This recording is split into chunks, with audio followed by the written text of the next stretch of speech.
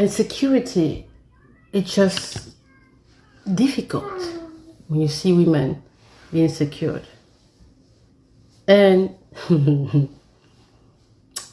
what I mean, it's like I don't like to talk about stuff like that, but it's really good to talk about because you see how we women, how we act in love. Like I said in my previous video, you'll be surprised to see how we people can react in time of emotional love feelings. I remember an acquaintance that I saw. She was on her knees in front of her boyfriend. On her knees. No, I was shocked. The guy, he didn't really care. I mean, you could tell I didn't like this guy. Seriously. Whenever he was coming, I would stand up and I will leave this place. Because I felt something was not right with him. And he has so much attitude. And the girl was bending. You see, you have two kinds of insecurity in us women. Those who are so insecure, who has trust issues, that shows that there is a trauma somewhere, or a bad memory somewhere, or something that has not been healed, okay? And I will come back to it later on. And you have those who can let themselves push around by men because, yeah, we've all been there. But to the point where you get on your knees to beg his love, that's when I saw that. I was shocked. I was behind the door. I couldn't believe what I saw. I said, no. That is betrayal to women. It's not possible that a woman, oh yeah, please, I love you. I love you.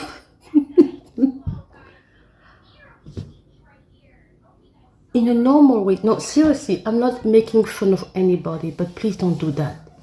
Please do not. If a man wants to leave, let him go. Don't run after him. I don't think, maybe, I don't know, maybe, I don't recall making that mistake of running. I'm open. I'm very respectful. You come to me, I will talk to you. But then, if you try to cross the path, I will say no. It's over. But I will still be respectful to you.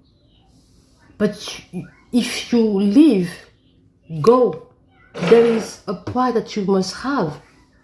If you want to cry for a man, I mean, do it behind the closed door. He doesn't have to see you crying. No. I mean, for me, no, that cannot be. I was shocked. On her knees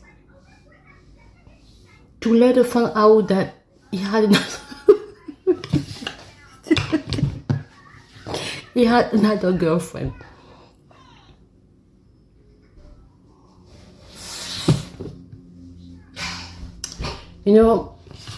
I believe that they are so unresolved. We as person, we have many unresolved healing. And that's why we think that we can handle. And the worst time to go on a date, to involve in another relationship is when you just had a breakup, a heartbreak, sorry. The time I have two heartbreaks I remember perfectly. The first one was because the guy wanted me to go to Disneyland, and I say no, Disneyland is not possible. We can be together, but no Disney. So he got frustrated. The pressure that men do sometimes, and then it was sad.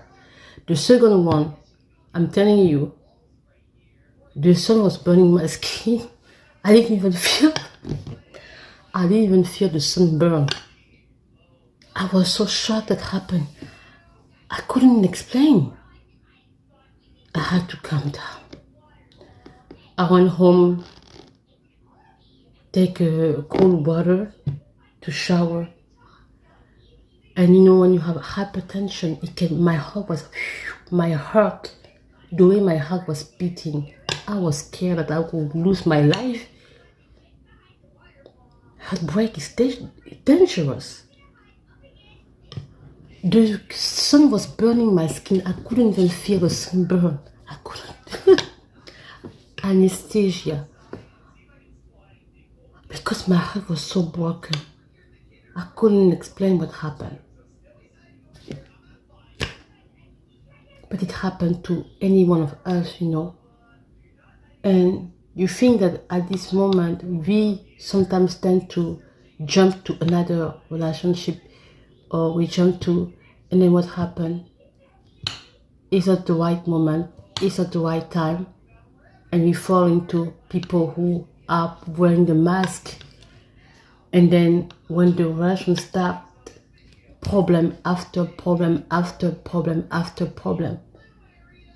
And then you realize that I didn't take time to know him, you know. Unresolved problem, unresolved healing attract men who are abusive. And I realize it with time.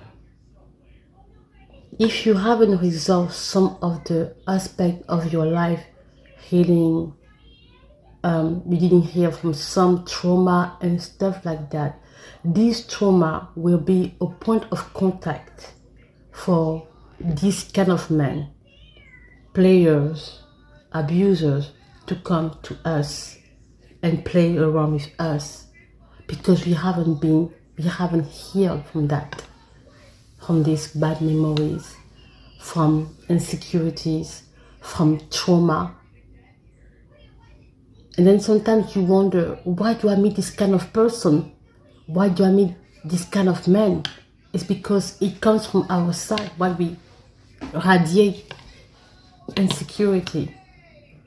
A man sees that you are insecure about something. He tells you a nice word. Oh, you are beautiful. Bing. I am. He told me. Sometimes it's just for words, just to get you. When you are confident with time, when we, as women, we learn to be confident, we are healed. We don't go for this nonsense. So these people can come again. Now you know who is who, and then you choose the right person. And usually, unfortunately, for some of us, it takes time to understand that. Only sometimes in our 40s that you realize that, oh my God, all this time I wasted. And yes, men are, that's why they are, you know. Usually, I think, in my understanding, they stop doing this kind of games when they are in mid 40s, late 40s, and then up there, because they don't have any more to win. The competition is too high. There are younger men that come behind. So you think they can play again? No, at least I don't think that at that age they keep doing it. If they keep doing it, then there is something wrong with them. But still, there is something wrong with them. Don't do it in the no, they don't do it. They don't do it anymore. But even when they do it in their 30s, because usually you start to be a little bit stable in the 30s, but that's what, you know, you can expect nothing. So like the woman that I saw when I was young once said, it's us women who must set the limit, set the boundaries, okay? And that takes me to close this chapter for now on relationship. It takes me to domestic violence. Oh, that part.